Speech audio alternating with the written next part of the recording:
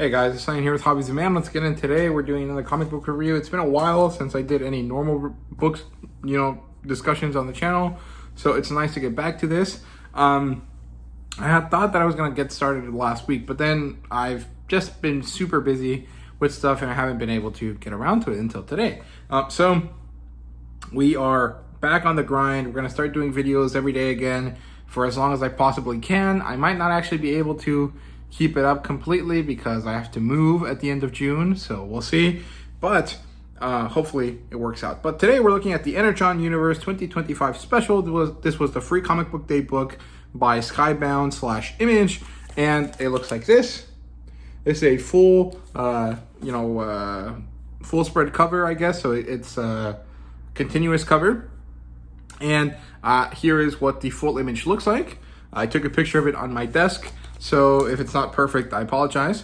This would be a really great poster, actually. I was thinking about putting it in a poster frame, but the thing is that when you fold this out, it's too short for most poster frames. Like if I use one of those, there would be like this much space on either side of the image. So I didn't think it looked that good. I would have to find another size poster poster frame that would fit this, and I just didn't feel like doing that. But it might be possible. I might enjoy it.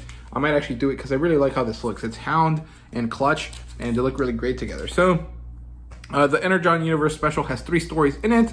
The first one is by Joshua Williamson. The second one is by Dana Warren Johnson, and the third one is by Robert Kirkman.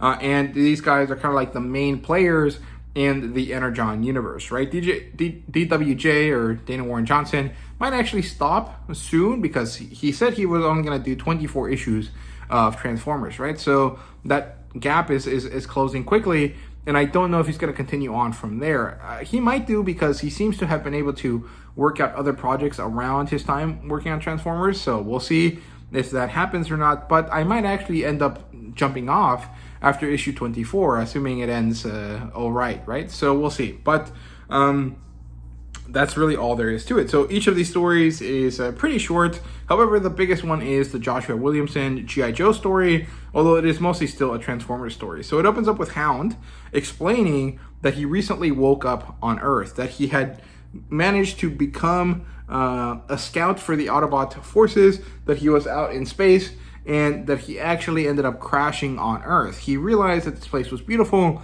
but he would have to fall asleep. And so he does for ages and ages, until suddenly a weird signal wakes him up again, and the signal being the rise of the Autobots again, Optimus Prime waking up from his slumber, and the Ark coming back to usage and stuff.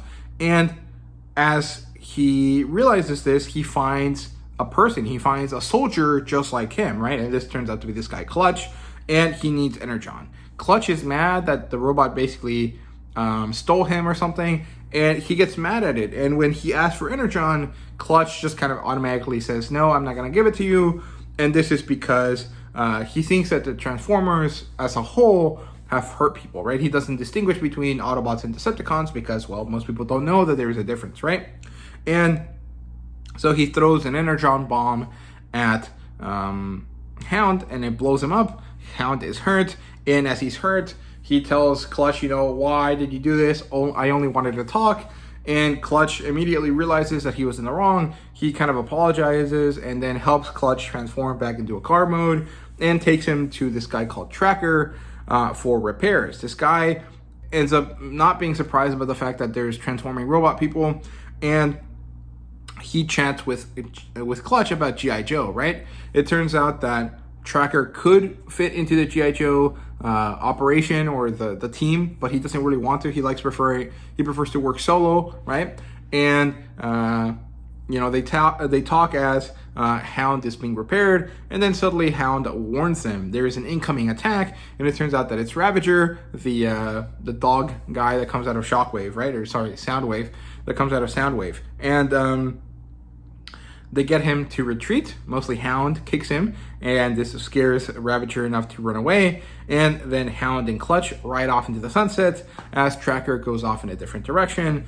And elsewhere, it turns out that there's these 2 bad guys. One of them seems to have a Cobra outfit, and the other one's a crazy Chainsaw Massacre looking guy. And they're fighting each other in what looks like a swamp area. I'm not really sure. And it's kind of the end of that story. So that's the first story in this book. It's probably the best one. I think I really, really enjoyed it. The second story is on Cybertron. This is Daniel Warren Johnson's story. I think he drew this one, although I can't remember exactly. He might not have, but he did. No, actually, no, he didn't draw the last one. He drew, Ryan Otley drew that one, and he drew something else. I think he just drew the covers for most of the books at this point, right? And it's on Cybertron, and we have these Autobots kind of being younger and kind of just rocking out, right? They're enjoying making music. It almost feels kind of like that scene from My Hero Academia where all the characters are doing music for the cultural festival, right? And it turns out that the characters, I think, are Elita 1. I think there's Jazz in there, and there's a few other characters. And then as they finish rocking out, Jazz continues. He's kind of lost in the sauce, right? He's kind of really into the music. And when they get him to focus, they're like, hey man, we gotta talk. And basically I think they kicked him out of the band because he's a little too crazy for them, right? And it turns out that he likes like basically dubstep, like Skrillex type music, and no one really else, no one really understands him or understands that part of him. He just is someone that is obsessed with sound, right? With audio in a weird way, right? And he has this interesting talk with Optimus, where Optimus is treating him like he's a younger character. It's almost like a dad and a son talking about something that the son loves that the father doesn't understand. And I like that. I think it's interesting because that is something that I guess we see often, but never with like kindness. It's usually like, oh, the dad's failing, right? Or the kid's too weird, right? I think that Daniel Warren Johnson did a great job at like portraying the fact that, there has to be some element of connection between the two characters. They don't just get it, right? They have to explain themselves to each other. And Optimus is a very patient man, so he doesn't really ask for an explanation. He's like, I don't get this. I need your help. Can you please turn it off? And he does, right? And then we transition over to the current timeline. And as they're driving down the highway, I guess, away from Seattle, or into Seattle maybe, Jazz gets distracted by some noise. It turns out that it's a bar, and inside the bar, they're playing jazz music, and he really likes this music, so I think his name is a bit prophetic, and I thought it was a pretty cute story. It's a lot of great character building. It's not necessarily like a major part of the story, right? It's not setting anything up. It's just, here's a good story to learn a little bit more about Jazz as a character. And I liked it. I thought it was good. And then the last story here is a Robert Kirkman story.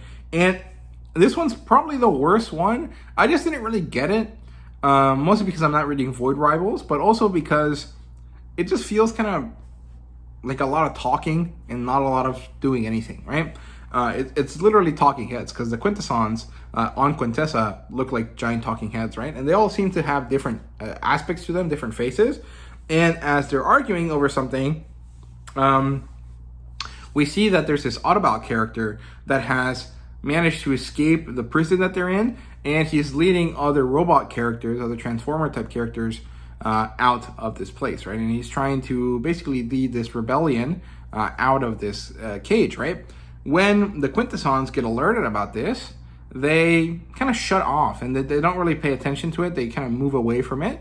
And then they continue discussing, and then ultimately all of the faces turn to look the same, and they agree that they are going to war. And this is kind of the Quintesson saga, or the Quintesson war arc that's going to start in Void Rivals 24, I think is what it is.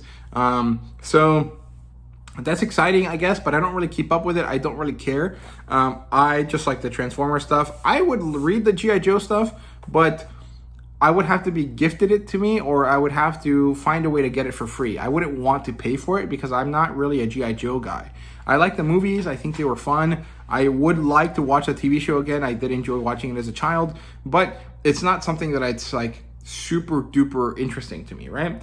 And so, although I think that it'd be cool to read them, I don't really necessarily find myself super invested in doing so. And so I'm not going to go out of my way to spend money on it, right? But if it kind of landed in my lap, I would definitely read it. So that's it for the Energon Universe 2025 special. This is about a month late. I'm sorry. I just had other stuff to do. But the next review coming up will be Transformers 20. I know 21 comes out tomorrow as of recording this because today's Tuesday. So I'll probably end up kind of rushing the recording for that one and putting that out in the next couple days as well, but I'm not really sure, so we'll see. Anyways, thanks for watching. I hope you guys enjoyed. Let me know what your favorite story in this book was, and thank you guys so much for watching. See you guys later.